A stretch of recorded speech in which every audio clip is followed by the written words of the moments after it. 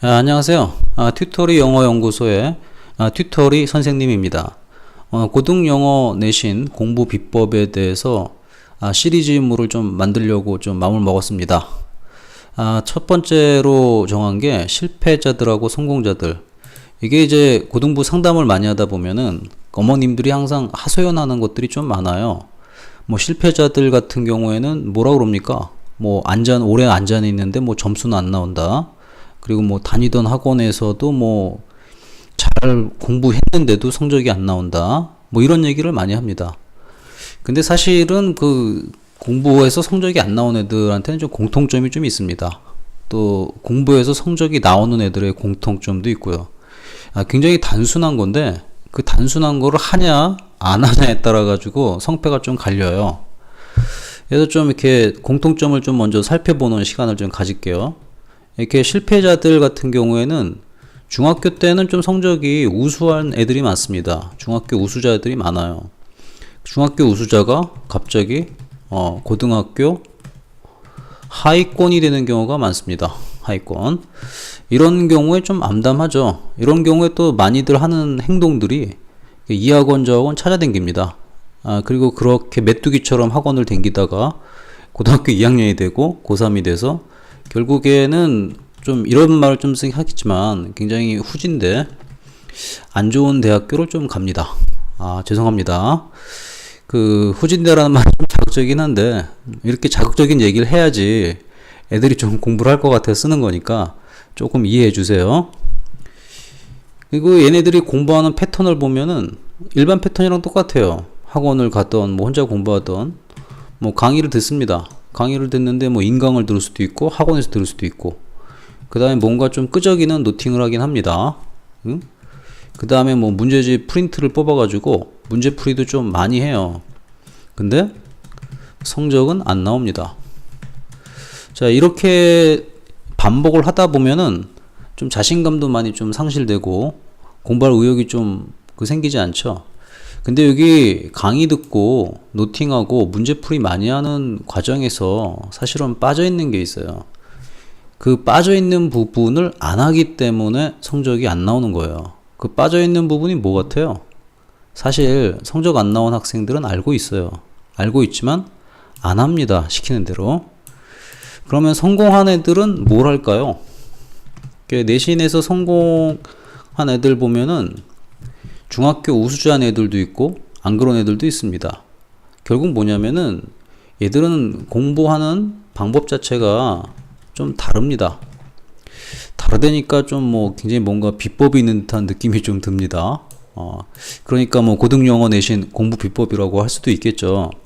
근데 이 다른 부분이 뭐냐면은 그 영어 지문에 대한 이해도가 높다라는 거예요. 굉장히 단순하죠.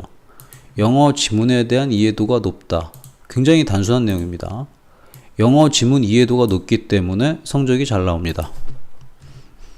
이게 무슨 말인지 좀 이해가 잘 안 될 겁니다. 이게 무슨 뜻이냐면은 실패한 애들 같은 경우에는 뭘 안 하냐면은 강의 듣고 노팅하는 게 1회 정도에서 끝나요. 그리고 노팅을 어떻게 하냐면은 그냥 펜으로 좀 끄적이는 상태에서 끝나요. 이렇게 해도 괜찮습니다. 중학교 때는. 중학교 때 같은 경우에는 지문의 내용이 굉장히 적기도 하고 난이도도 낮아요. 그리고 나서 문제 막 드립다 풀죠. 학원에서도 막 돌립니다. 그러다 보면은 이제 어느 정도 이해가 되기 때문에 성적이 잘 나와요. 이런 패턴에 되게 익숙해져 있습니다. 이거는 뭐냐면은 개념 없는 상태에서 문제풀이를 많이 한다는 뜻입니다. 이건 도움이 안 되고 저의 표현을 빌리면 뻘공부입니다. 뻘공부. 공부가 아니에요. 공부하는 게 아니에요. 이거는. 모든 공부는 개념을 먼저 파악해야 됩니다. 개념을 파악하고 그리고 나서 이제 문제를 풀으셔야 됩니다. 그러니까 결국은 지문 이해도를 높인다는 건 뭐냐면 개념을 갖다가 굉장히 세게 이해한다는 뜻입니다. 한번 생각을 해보세요.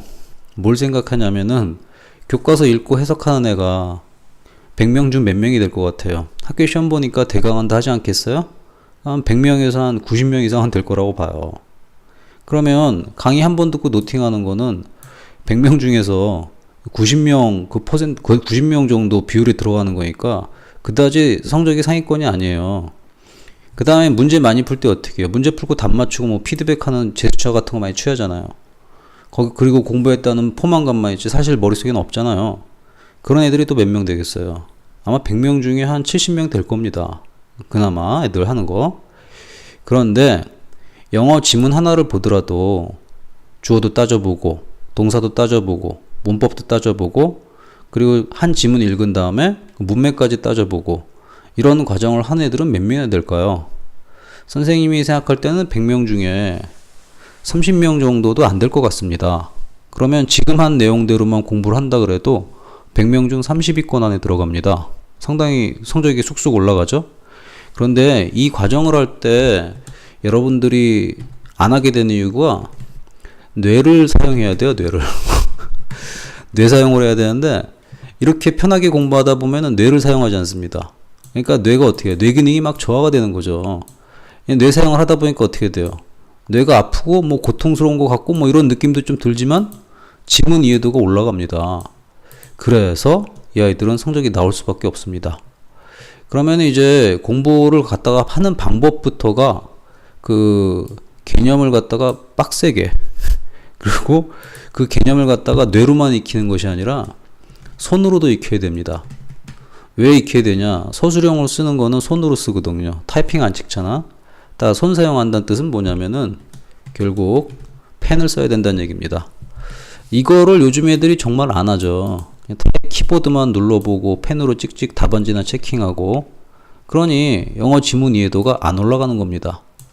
그래서 고등영어 내신 공부 비법에서 핵심은 뭐냐면은 영어 지문 이해도를 높이는 데 있습니다. 그 영어 지문 이해도를 높이는 방향으로 공부를 해주셔야 돼요. 그러면 어떻게 공부해야 될지 이제 궁금해지죠? 거기에 대해서 다음 시간에 이야기를 계속 하겠습니다.